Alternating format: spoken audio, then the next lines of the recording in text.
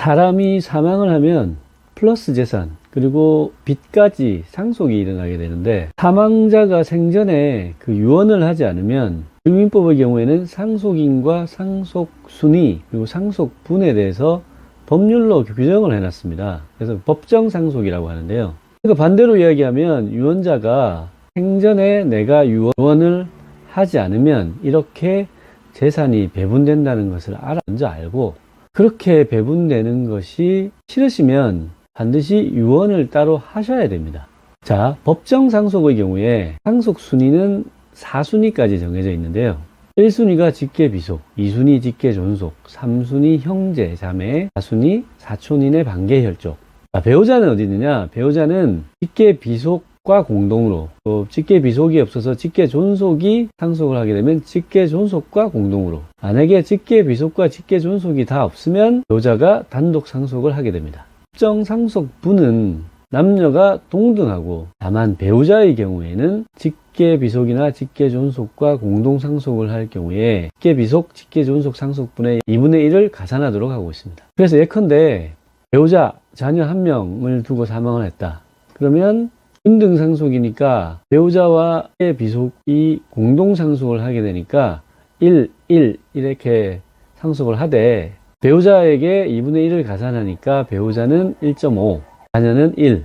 그러니까 비율로 따져보면 배우자가 5분의 3, 자녀가 5분의 2 이렇게 공동상속을 하게 된다는 얘기입니다. 만약에 자녀가 2명이다. 그러면 처음에 배우자, 자녀 1, 자녀 2가 1, 1, 1씩 균등상속을 하는데, 배우자에게 2분의 1을 가산하니까 1.5, 1, 1이 되고, 결국 배우자는 7분의 3, 자녀 1은 7분의 2, 자녀 2도 7분의 2 이렇게 공동상속을 하게 된다는 얘기입니다. 직계존속의 경우에도 마찬가지입니다. 자, 그러면 꼭 죽음이 임박한 경우가 아니더라도 살면서 내가 일구어 놓은 재산을 완전히 법정상속분과 같이 상속하겠다, 상속해 주겠다 라고 생각하시는 경우가 아니라면, 예컨대 배우자에게 더 법정상속분보다 더 상속을 해주고 싶다, 아니면 특정 자녀에게 더 상속을 해주고 싶다, 이런 마음이 계시다면 그러한 마음만 가지고 계시면 안 되고, 생전에 유언을 해 놓으시거나 아니면 생전증여 또는 사인증여 방식을 이용해서 그 의사를 구체적으로 표현하셔야 됩니다. 다만 생전증여나 사인증여는 계약이기 때문에 증여자와 수증자의 의사가 합치되어야 된다. 따라서 증여를 받는 사람이 증여자의 의사 표시를 수락하는 의사가 필요하고, 그러면 결국 전에 누가 누구에게 재산을 주게 되는지가 드러나게 돼서 생전의 재산을 둘러싼 다툼이 벌어질 여지가 있습니다.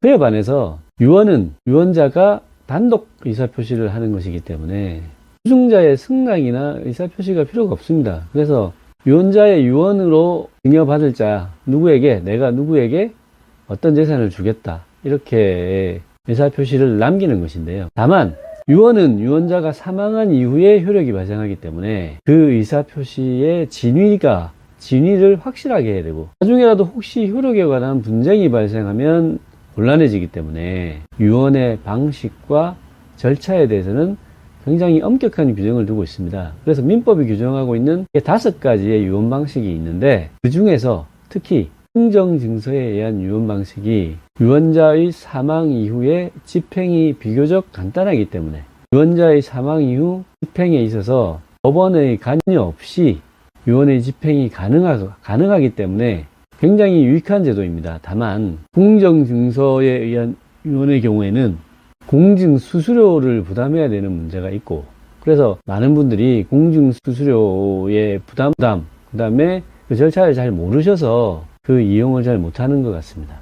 공증수수료는 임의로 정하는 것이 아니라 법무부령으로 공증수수료에 관한 규칙에 명시가 되어, 수수료율이 명시가 되어 있습니다. 그래서 그 명시된 수수료율보다 더 받거나 또 덜 받거나 하는 것이 금지되어 있고, 그 위반 시에는 징계 사유가 되기 때문에 엄격히 지켜지고 있습니다. 유언 공증의 경우에 수수료가 어떻게 되는지에 대해서 굉장히 많이 궁금해 하시는데요.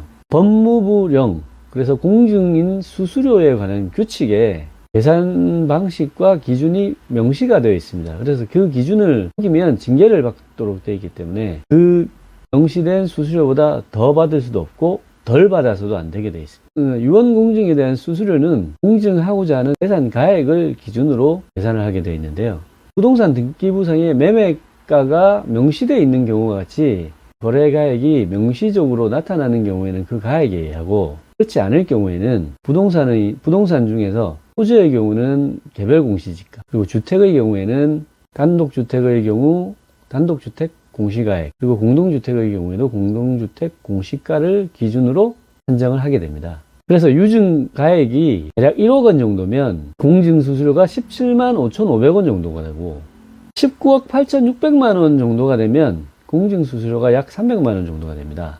그리고 공증수수료의 최고 상한액이 300만 원이기 때문에, 그러니까 19억 8,600만 원을 초과하는 경우에도 공증수수료는 300만 원입니다. 부가세가 면제되기 때문에 부가세 10%는 따로 부과되지 않습니다. 유언 공증을 위해서는 증인 2명이 꼭 필요한데요. 그래서 증인에 대해서는 신원 조회까지 해야 되기 때문에, 만약에 유언 공증을 하실 의사가 있으시면 미리 공증사무실에 미리 유증하시고자 하는 재산과 상황을 설명을 해주시고, 필요한 서류와 료 시간 등을 미리 안내 받으셔야 됩니다.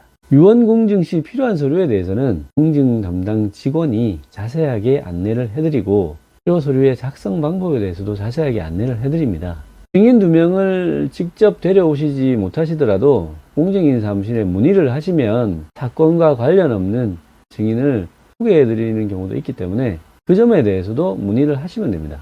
또 유언자가 직접 공증인 사무실에 출석해서 유언을 하시기 힘든 경우에는 출장 공증을 요청하실 수 있습니다. 출장 공증의 경우에는 공증 수수료 외에 소정의 일당과 여비가 추가되고, 공휴일이나 야간 출장의 경우에는 일반 일당과 여비에 비해서 50%가 추가되게 됩니다. 가까이에 있는 공증인가법무법인, 그리고 공증인가합동법률사무소, 그리고 일반 공증인 사무실 등을 잘 이용하셔서